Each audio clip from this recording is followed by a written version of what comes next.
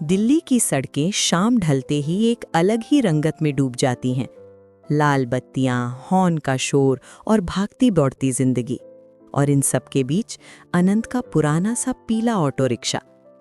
वो बड़ी बेसब्री से एक खास वक्त का इंतजार कर रहा था। 5:40।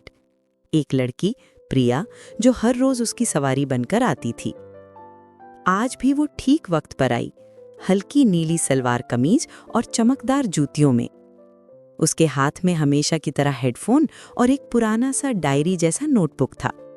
कनॉट प्लेस अनंत भैया, उसने मुस्कुराते हुए कहा, ऑटो में बैठते हुए। अनंत ने बस सिर हिलाया और ऑटो चला दिया। वो जानता था कि प्रिया रोज उसी जगह जाती थी, सुर संगम नाम के एक संगीत स्कूल में, जहां वो संगीत सिखाती थी। पर आज प्रिया का व्यवहार कुछ अलग था। वो बेचैन सी लग रही थी, बार बार पीछे देख रही थी, जैसे कोई पीछा कर रहा हो। अचानक एक तेज आवाज में उसने कहा, अनंत भैया, कृपया अगला मोड़ मत लीजिएगा, सीधे चलिएगा। अनंत ने हैरानी से उसे झलक देखा। लेकिन ये रास्ता कनॉट प्लेस से दूर ले जाएगा। पता है, प्रिया ने कहा, उसकी आवाज में एक अजीब सी घबराहट थी। बस मेरी एक बात मान लीजिए। अनंत ने वैसा ही किया। उसने महसूस किया कि प्रिया की नजरें शीशे में लगातार पीछे देख रही थीं। उसने भी नजर डाली और एक काली कार देखी जो लगातार उनके पीछे पीछे चल रही थी। भाग 2। अनंत के लिए प्रिया सिर्फ एक सवारी नहीं थी। उन 2 महीनों में वो उसकी नीरस जिंदगी की एक सुखद आदत बन चुकी थी। वो उसकी मधुर आवाज, उसके हल्के फुल्के सवालों का इंतजार करता था। पर आज का दिन अलग था। आज डर था उसकी आंखों में। क्या बात है प्रिया? क्या कोई दिक्कत है क्या? प्रिया ने एक गहरी सांस ली। अनंत भैया, क्या आप मुझे थोड़ी देर के लिए कहीं छुपा सकते हैं, किसी ऐसी जगह जहां कोई ना देखे?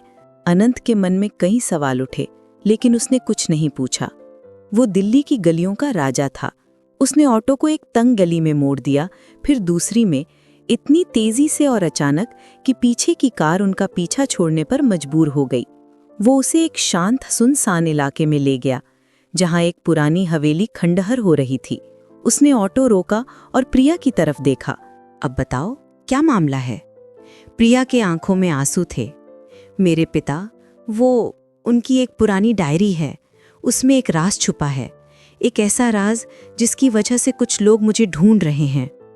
प्रिया ने बताया कि उसके पिता, एक प्रसिद्ध संगीतकार, की 1 दशक पहले रहस्यमय परिस्थितियों में मृत्यु हो गई थी। उनकी एक अधूरी धुन, मेघ मल्हार, जिसके बारे में कहा जाता था कि उसे सुनने वाला व्यक्ति अपने अतीत की सभी बुरी यादें भूल जाता था। यह धुन कभी पूरी नहीं हुई और उसकी हस्तलिपि गायब हो गई। प्रिया को संदेह था कि उसके चाचा, जो अब उनके परिवार की संपत्ति का प्रबंधन करते थे, को इस रहस्य का पता है और वो चाहते हैं कि यह धुन कभी सामने न आए। पर तुम्हें कैसे पता? अनंत ने पूछा। प्रिया ने अपना वो नोटबुक निकाला। यह मेरे पिता की डायरी है। मुझे इसे पढ़ने का राज समझ में आया है। ये कोड में लिखी गई है और मुझे लगता है कि जिस दिन उनकी मृत्यु हुई, वो इस धुन को पूरा कर रहे थे। अनंत, जो खुद एक समय में संगीत का विद्यार्थी रह चुका था, रहस्य में खिंच गया। उसने महसूस किया कि प्रिया अब सिर्फ एक सवारी नहीं, बल्कि एक पहेली बन चुकी थी, जिसके सुर उसे एक ऐसे रहस्य की तरफ ले जा रहे थे, जहां प्यार और खतरा साथ साथ चल रहे थे। अगले कुछ दिनों तक अनंत का ऑटो रिक्शा उनकी गुप्त योजना का अड्डा बन गया। वे शहर के अलग अलग कोनों में जाते, डायरी के कोड को समझने की कोशिश करते। अनंत का संगीत का ज्ञान काम आ रहा था। उसे एहसास हुआ कि डायरी में दर्ज अक्षर और संख्याएं वास्तव में सुरों और तालों को दर्शा रहे थे। एक शाम लाल किले के पास एक खाली पड़े मैदान में बैठकर अनंत ने अपनी बांसुरी निकाली और डायरी में लिखे एक कोड को बजाने की कोशिश की। जैसे ही उसने पहला स्वर बजाया, प्रिया की आंखें चौंधिया गईं। यही है, वो चीखी, ये वही धुन है जो मेरे पिता अक्सर गुनगुनाया करते थे। उस पल दोनों की नजरें मिली। संगीत ने न सिर्फ एक रहस्य को सुलझाने में मदद की, बल्कि 2 दिलों के बीच एक अदृश्य डोरी भी बांध दी। अनंत ने महसूस किया कि वो सिर्फ प्रिया की मदद नहीं कर रहा था, बल्कि उसके साथ इस खतरनाक सफर पर चलना चाहता था। लेकिन रहस्य जितना गहरा था, खतरा भी उतना ही बढ़ता जा रहा था। प्रिया के चाचा को उनकी जासूसी का पता चल गया था। एक रात जब अनंत प्रिया को उसके हॉस्टल छोड़कर लौट रहा था, 2 आदमियों ने उसके ऑटो रिक्शा को रोक लिया। उस लड़की को हमें सौंप दो, वरना तुम्हारा ऑटो और तुम्हारा संगीत दोनों का अंत हो जाएगा, एक आदमी ने धमकी भरे स्वर में कहा। अनंत डरा नहीं, उसने अपनी बुद्धिमत्ता से काम लिया। उसने उनसे कहा कि वो अगले दिन प्रिया को उनके हवाले कर देगा, एक निर्धारित जगह पर। इस तरह उसे समय मिल गया। वो सीधा प्रिया के पास पहुंचा और सब कुछ बता दिया। प्रिया डर गई, लेकिन अनंत ने उसे हिम्मत दी। हम भागेंगे नहीं, हम सामना करेंगे, और इसके लिए हमें वो अधूरी धुन पूरी करनी होगी। अगले 24 घंटे दोनों के लिए सबसे मुश्किल भरे थे। वे एक गुरुद्वारे के शांत कमरे में छुप गए और डायरी के आखिरी पन्नों को समझने में जुट गए। अनंत ने अपनी बांसुरी से धुन के टुकड़ों को जोड़ना शुरू किया और प्रिया ने अपने स्वरों से उसे पूरा करने की कोशिश की। आखिरकार वो पल आ ही गया। डायरी का आखिरी कोड, जो एक गहरे दर्द को दर्शा रहा था, समझ में आ गया। प्रिया के पिता ने यह धुन अपनी पत्नी प्रिया की मां की याद में बनाई थी, जिसकी अकाल मृत्यु हो गई थी। मेघ मल्हार दुख को धोने वाली बारिश का संगीत था। जैसे ही अनंत ने आखिरी सुर बजाया, प्रिया ने आंखें बंद कर लीं और उसके चेहरे पर एक अलौकिक शांति छा गई।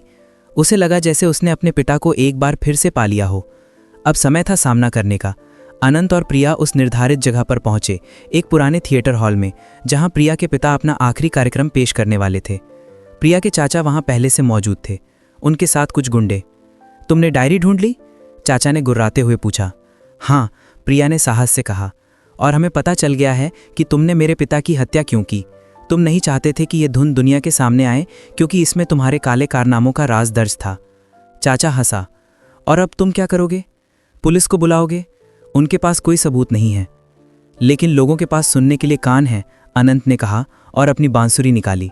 उसने वो पूरी धुन मेघ मल्हार बजानी शुरू कर दी। धुन इतनी मार्मिक और दर्द से भरी थी कि सब हैरान रह गए। थिएटर के बाहर इकट्ठा हुए लोग, जिन्हें प्रिया ने चुपके से बुला लिया था, सब कुछ सुन रहे थे। धुन के साथ ही प्रिया ने डायरी से अपने चाचा के अपराधों का खुलासा करना शुरू कर दिया। चाचा और उसके साथी घबरा गए। भीड़ बढ़ती जा रही थी और आवाजें उठने लगी थीं। आखिरकार चाचा ने हार मान ली और पुलिस के सामने आत्मसमर्पण कर दिया। कुछ हफ्तों बाद प्रिया और अनंत उसी थिएटर हॉल में खड़े थे, जहां अब मेघ मल्हार का सार्वजनिक प्रदर्शन होने वाला था। प्रिया के पिता की अधूरी धुन अब पूरी हो चुकी थी। तुमने न सिर्फ मेरे पिता की धुन को पूरा किया, प्रिया ने अनंत की तरफ देखते हुए कहा, बल्कि मेरी जिंदगी के एक अधूरे अध्याय को भी पूरा कर दिया। अनंत ने मुस्कुराते हुए कहा, तुमने भी तो मेरी जिंदगी की सबसे खूबसूरत धुन बजा दी। उस रोज अनंत का ऑटो रिक्शा सिर्फ एक वाहन नहीं था, वह एक साक्षी था, एक ऐसे प्यार की कहानी का जो एक रहस्यमय धुन से शुरू हुआ और 2 दिलों के मिलन पर खत्म हुआ। और दिल्ली की सड़कों पर एक पुराना पीला ऑटो रिक्शा अब भी चलता है, जिसके सुर एक नई प्यार भरी धुन गाते हैं।